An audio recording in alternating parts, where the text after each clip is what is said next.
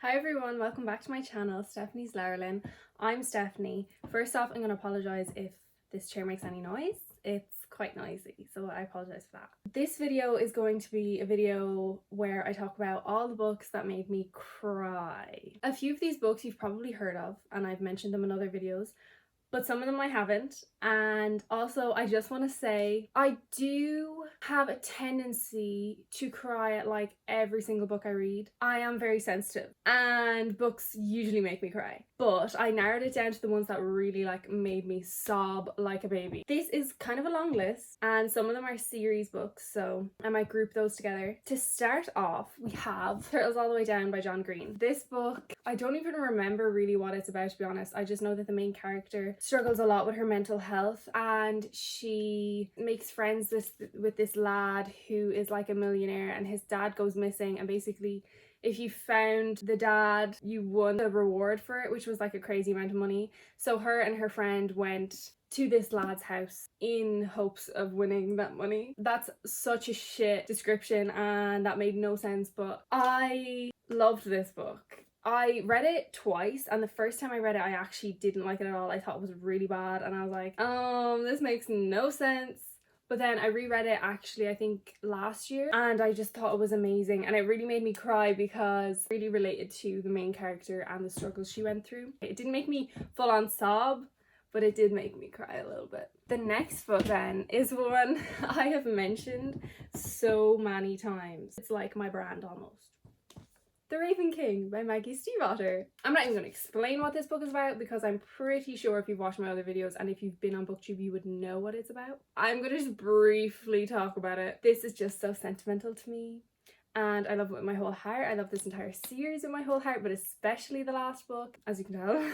But this book just means so much to me and it really made me cry in loads of different ways throughout the whole book, in loads of different parts for different reasons. If you haven't read the Raven Cycle books, go read them, please. Then I have another book that I've spoken about before, that is A Court of Silver Flames by Sarah J Maas. I'm again not going to explain what this is about because I've explained it before, but this made me cry because Nesta's whole journey in it just really resonated with me, and I really related to her as a character, especially the different struggles she had to go through in this book. So that made me sob, but also Gwen and Emery both are so strong, and they also, the things they went through made me absolutely heave sobs. Also those like pivotal moments at the end where they kind of overcame their demons really just made me cry like no other. Honestly, just a sob fest for the entire thing of this when I think back. Then the next book is a book I read. I think I've read this book twice now, and I read it a good while ago. It did make me cry. Not in a sobby way, but like I still did cry a lot. And that's The Perks of Being a Wallflower by Stephen Chbosky. I don't know how to say his name. This book, I'm sure you've probably heard of it. It's basically kind of like this teenager, his name is Charlie. He's kind of an outsider. He writes letters to some specific person. You never find out who it is, and he writes letters asking for no letters in return. And basically this entire book is just diary entries, or the letter entries that he sends. So you follow him over a period of time when he's in high school. I think he's a freshman in high school and he makes friends with some seniors, and you kind of follow his story. And basically it's a lot about just Charlie's kind of inner demons and his mental health. It's a coming of age novel. But this made me cry because I related to Charlie a lot, but two, he just goes through so much, and this book is just so good at explaining in detail the life of being a teenager, what it's like to be a teenager now and coming into yourself. I just love this book, and it really just, again, is so sentimental to me, but also just made me cry because it just cry happy tears and sad tears. It's an amazing book. Then I have three books to talk to.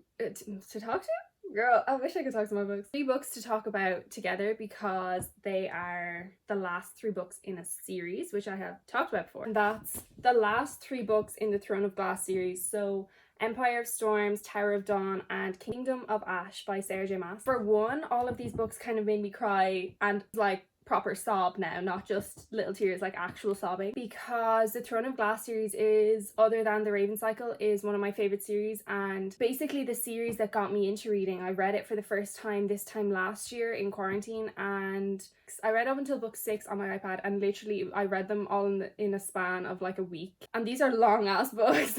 But I just fell in love with the world and just everything about them, and Selena as a character and all the other characters, and I just related so much and kind of just took bits and pieces of it and added it to my personality. I'm first going to talk about the reason why Empire of Storms made me cry. I find it hard to like actually pick a favorite book, but this is one of my favorites.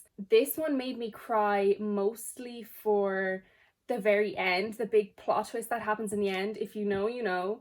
And I really heaped sobs for this one. I was not expecting the ending to be like that, and it really broke my heart.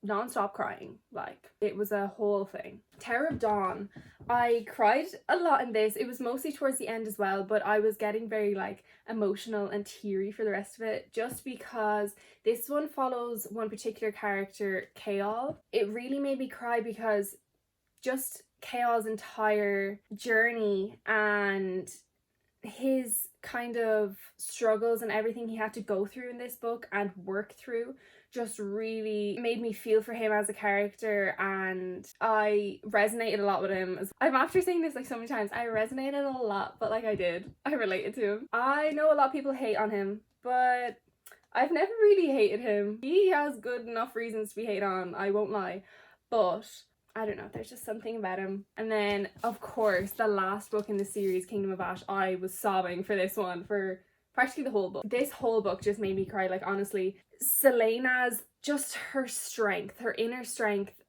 and literally that's it, just her strength. I don't understand how she managed to do everything she did in this book and accomplished and got over. Like, she is just one of my favorite characters of all time, and I really try to bring her strength with me every day. Oh, that just, her strength really just made me cry. I know I've said strength, I take a shot every time I say strength, literally. That made me cry, but then also the different relationships that were explored in this book, especially because it was the last book. Loads of different reasons. I cried because it was the end of a series, so it was so nostalgic and emotional that I didn't have any more books left to read with these characters. I cried because of Selena's strength. I cried because of the other characters' strength. I cried because of different relationships that were finally coming together, different declarations. Oh, just everything about this made me cry. And especially certain character interactions just really hit me in my heart. This book is the second book, or the last book in a duology. It's Crooked Kingdom by Leigh Bardugo, which is the second book in the Six of Crows duology. And honestly, if you know, you know. I cried because of one particular moment in this. Even though I didn't actually care much about the character, like I don't really give a shit about him, I still cried when it happened. Also, kind of just moments between the characters throughout kind of the whole book made me cry because, again, I related to them and I just love these characters with my whole heart, and it's just so beautiful to be able to see them grow and develop in this second book, and they've come such a long way from the first book. And I really wish this was like a long series, because I just love series more than like duologies and trilogies, because you get more from the characters, and I really just want to hear more about them. And I cannot wait for the second season of Shadow and Bone, where more characters from Six of Crows are on screen. Then we have a quite typical YA book that a lot of people cry at, and this is also one of my favorite series. I'm pretty sure if you've read this you will know why I sobbed, and that is Mockingjay by Suzanne Collins. This is the third and final book in the Hunger Games trilogy. I have thoughts about this book, and I'm sure a lot of people do too. There was no need, first off, there was no need for the heartbreak. I'm actually going to cry just thinking. There was just one moment in this that I really sobbed at. Like, there was just no need for it. Like, it was a catalyst for other things to happen, so I understand why Miss Collins did it, but it doesn't mean I agree. Then this book, which was the whole reason I wanted to make this video, The Song of Achilles by Madeline Miller. This book, now this is one I can't even talk about without crying. Like, I'm Do you see the tears? No. Just made me cry like no other. Like, literally, I don't even know what to say about it. If you know, you know. Book and Kingdom of Ash were both the two books that I've cried the most at. Like, I genuinely was heaving sobs. Like, that's not even an over exaggeration. Like, I could not breathe. I could not see through my tears. Oh, this book broke my heart and mended my heart in a million different ways.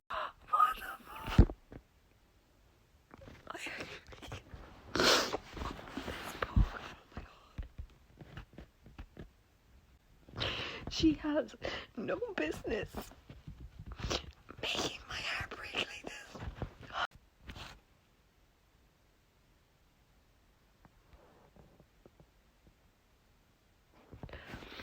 I actually can't do this. Oh my god.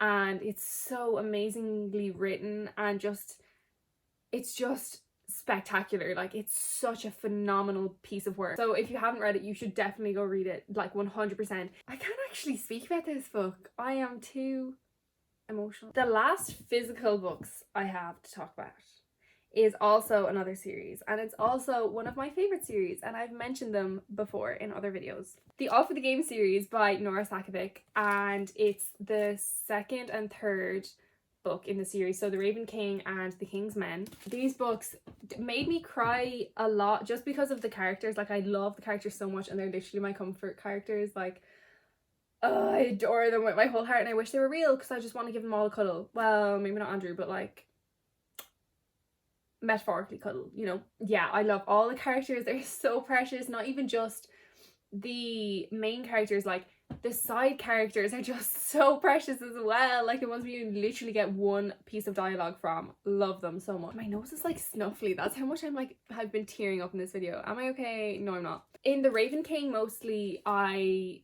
was crying a lot from one particular moment that happens in the end, which is extremely hard to read and a really, really, really sad moment. And that was the reason why I sobbed so much. And then in The King's Men, it was also kind of the aftermath of that moment that made me upset. But also, again, the characters. And because this is the last book in the series, the way it ties up, just... I actually will cry. I just love these books so much, and the characters, and I actually am gonna cry. Like, can I cop on? Just my favorite books ever, and they really are just my comfort reads and make me feel so warm and fuzzy inside, even though they're quite problematic and a bit concerning that they're my comfort reads considering all the shit that happens in them. But anyways, go read the Foxhole Court, or the All for the Game series. I keep calling it the Foxhole Court series. Like, it's my favorite series and I don't know the name of it. Excuse me. But go read these, please. Oh, I actually need to calm down. Like, why am I getting so upset?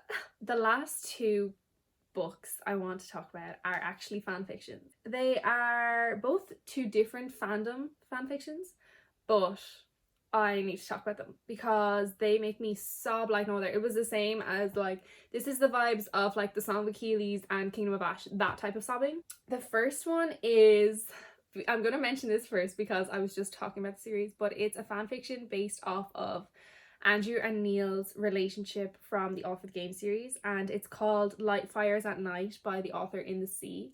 And I read this on Archive of Our Own. I think that's how you like say it. It's like AO3, right?